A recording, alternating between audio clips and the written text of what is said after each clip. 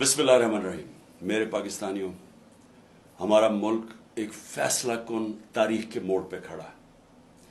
एक माफिया ने हमारे मुल्क के ऊपर कब्जा किया हुआ है, क्योंकि तारीखी महंगाई और अब बेरोजगारी हो रही है पाकिस्तान में।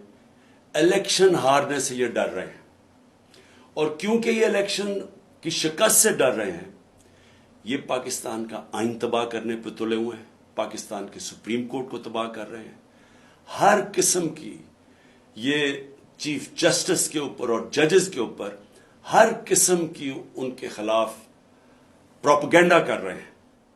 मैं चाहता हूं कि हफ्ते को मगरिब से 1 घंटा पहले आप अपने घरों से बाहर निकलें, अपने महलों में जाएं, या गांव में हैं तो अपने गांव में निकलें, अपने आइन को बचाने के लिए, अपने बच्चों के मुस्तकबिल को बचाने के लिए, अपने सुप्रीम कोर्ट को बचाने के लिए, अपने चीफ जस्टिस के साथ इज़हार यकजहती दिखाएं। शुक्रिया।